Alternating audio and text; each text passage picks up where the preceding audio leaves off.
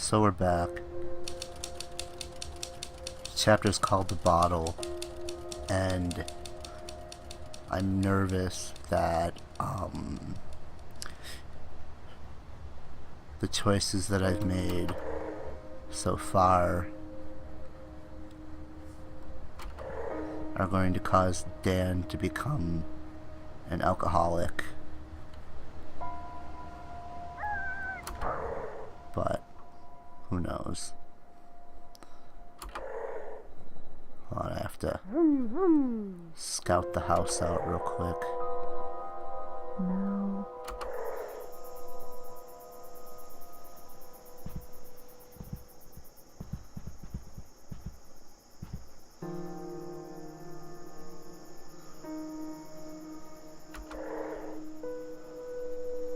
Maybe I should just pour it out.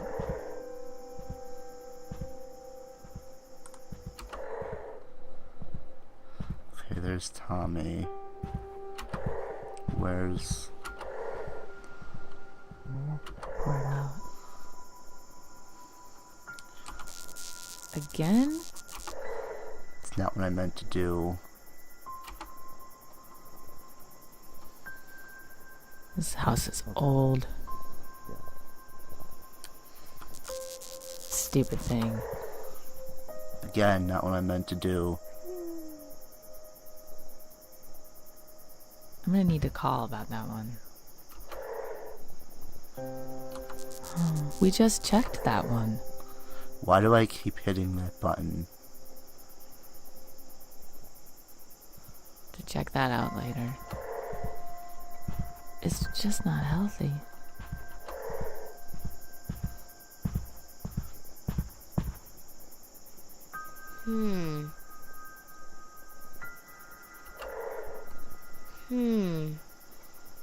Nicely done, honey. Really?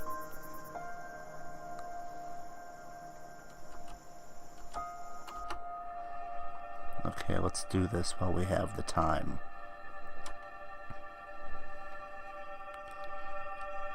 Why don't you stop it too? I'm fine. Oh, God. He is becoming an alcoholic.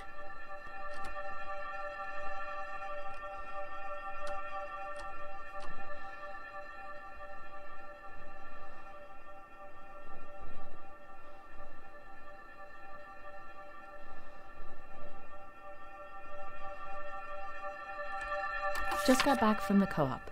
Tuesdays are pretty much my favorite day of the week now. Today, Monica showed me some brush techniques for blending my tones more evenly.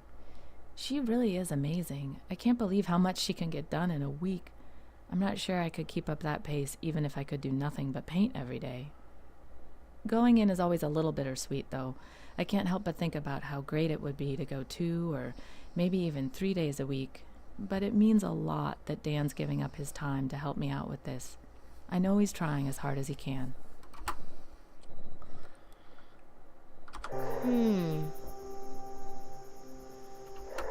Okay, back to being a light. And then...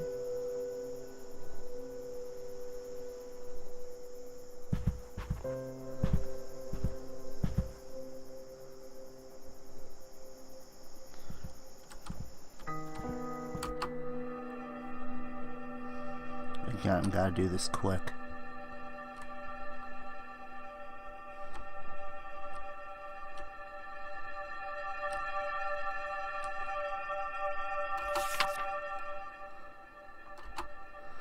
Okay, so he's a little happier with his father now.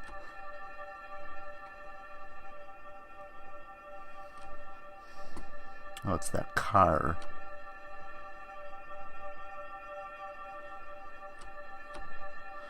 The one he wants to build with his father.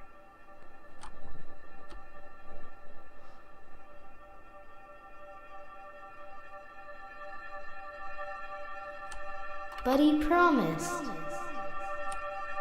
If he doesn't do it, I'll help you, honey. I'm gonna guess that's about the car.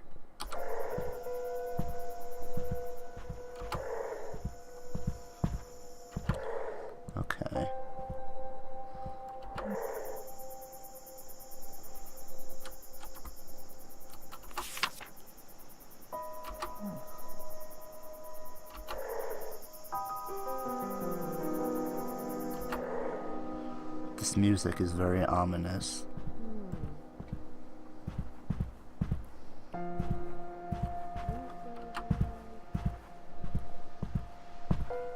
Hey, Mommy. Hey, Pumpkin.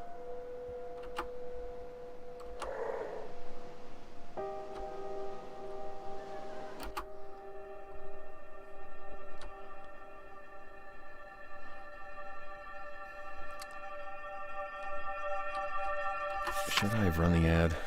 I don't know if it would have helped a book, but I'd still spend all day kicking myself. Did I cop out? Is there some other reason why I didn't want to put the book out there yet? How am I supposed to believe I'm doing something that matters if I'm scared to tell the world about it? Damn it. Way to build your confidence, Dan.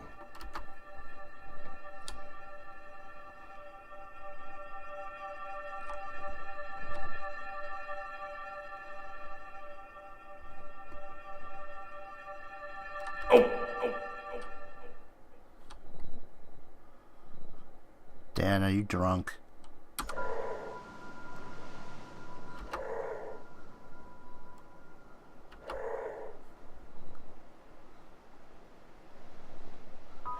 Can't look at that just yet.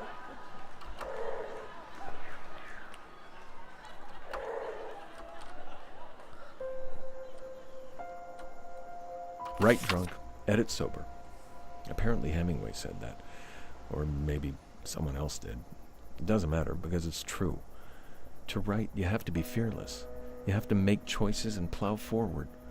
Surprise the reader. Surprise yourself.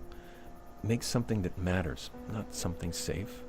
What does drinking do? It suppresses inhibitions. Yeah, there are typos, but that's what copy editors are for, and it's not like I'm drinking all day. I'm fixing most of this stuff myself each morning. Or early afternoon, I guess. I'm not stumbling around drunk all day and pissing myself. I'm trying to create something they'll remember me by. No one can imagine how stressful it is unless they've tried it. The pressure's so bad I just want to give up sometimes. On those nights, a drink is the only way to turn my mind off and get some sleep. When the book is done, I'll dial it back.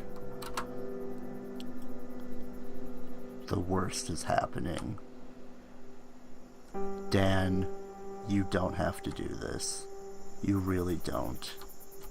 If he uses that Hemingway quote one more time, pretty much every night he's either super focused on his novel or too drunk for us to spend a regular night together. That used to be our time. We would put Tommy down for the night, have a glass of wine, 2 at the most, and talk about our days or maybe listen to a record. Now I'm lucky to get 1 night a week where he's sober and not writing. Most nights he has a bourbon. No, wait. Make that 4. And I read in bed until I fall asleep. He tries not to wake me up when he comes in, but you're never as quiet and graceful as you think you are when you're drunk, and in a dark room, no less. Of course I want his book to be great, but I also want my husband back.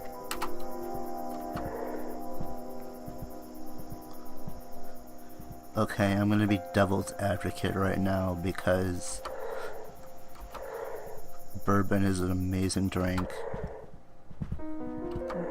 but he shouldn't be getting drunk all the time. It's just not good. Hey, Pumpkin. Hey, Mommy. And of course there he is with his beer, or his bourbon. Okay, let's see. Is it free in here?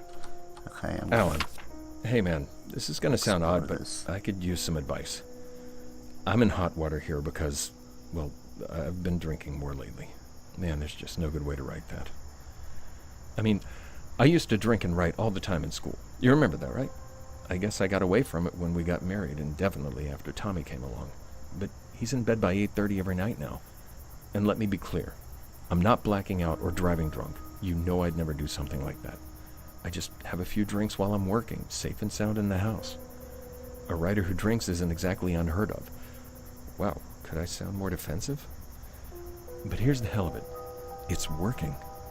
It's brought back that college hunger, that energy, and in the last week or two, the book's just singing. I don't even know what I'm asking here.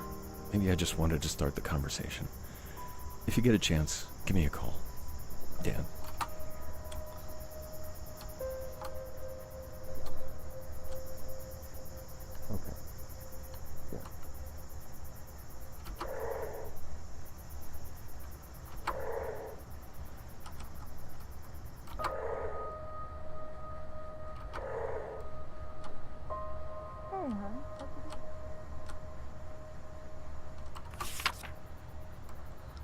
And of course, Tommy would draw Dan passed out drunk.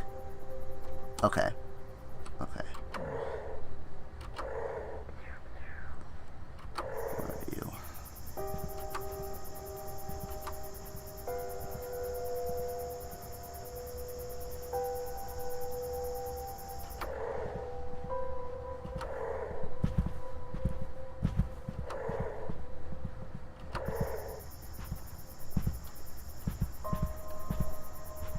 Barb, I know I wrote yesterday, but I need your advice.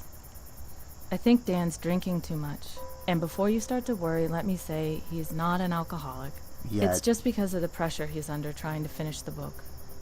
But you know Dan's never exactly been a health nut.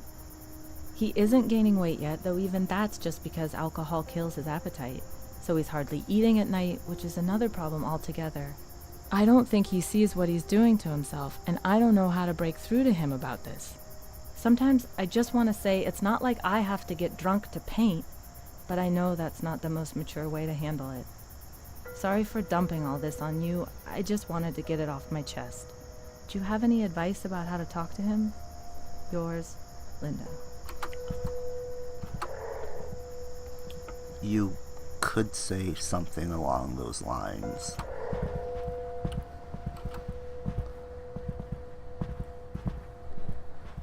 Okay. So, here's the thing.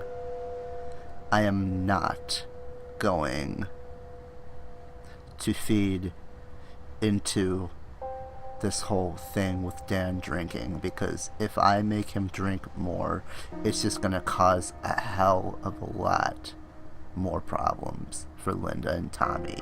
So I'm gonna continue to just say fuck you, Dan, and just give Linda and Tommy what they want. So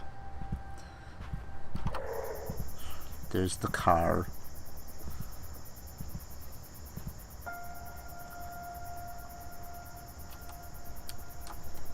What? Alright, what's... Fuck. Tommy! Linda! Whatever, man.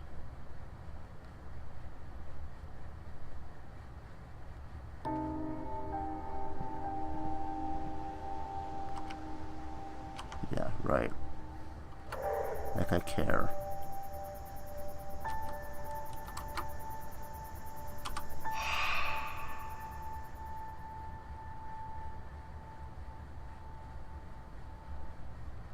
I don't care if I compromise with him anyways. Okay. Now, let's see what happens.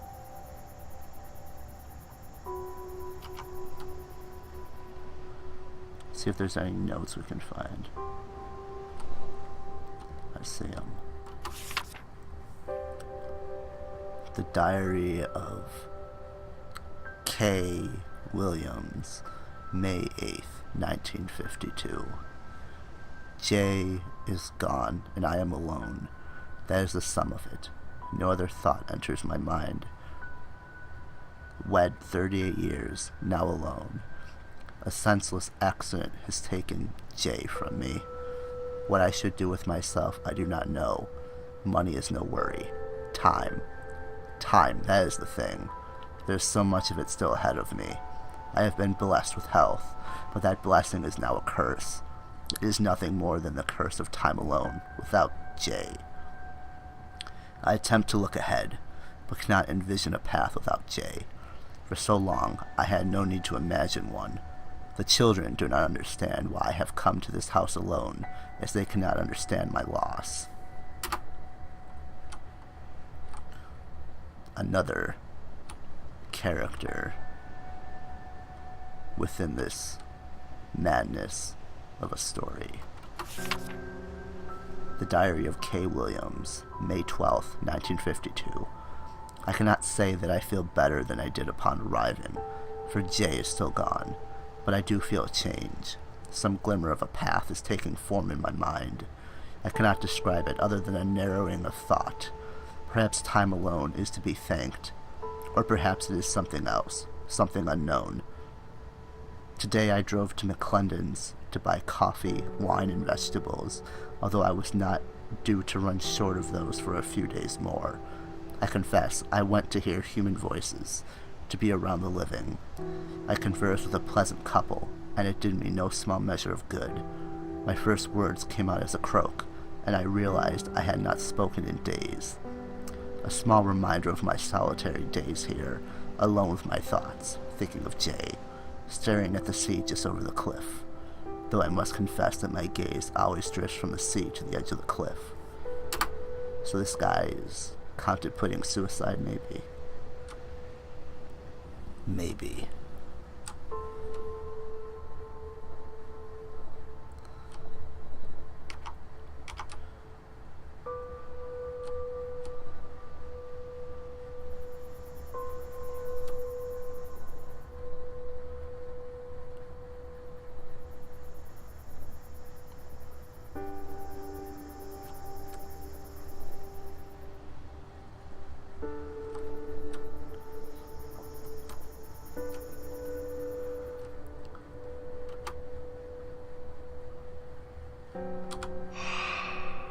Well, it's not like I have a choice.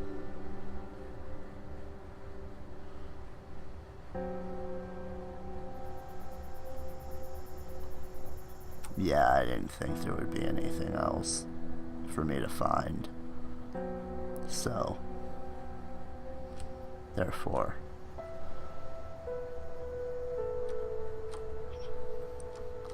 let's see what happens.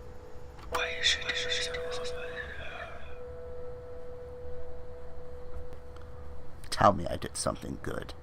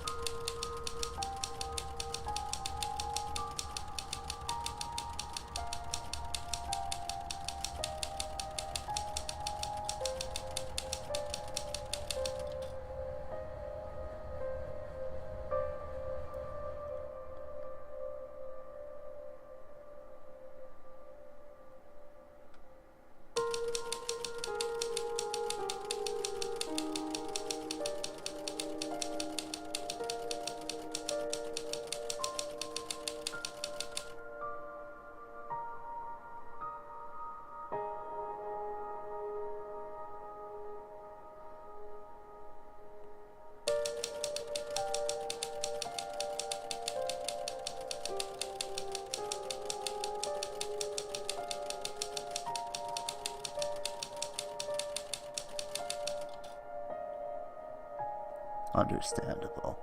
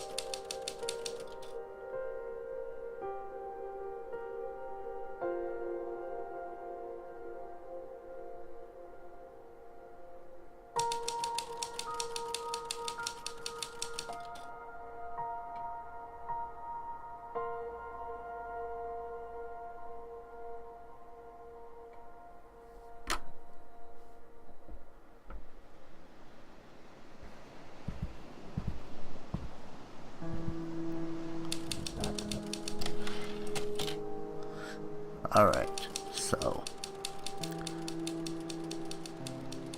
this was a good run. Very, very pleased. with how this turned out.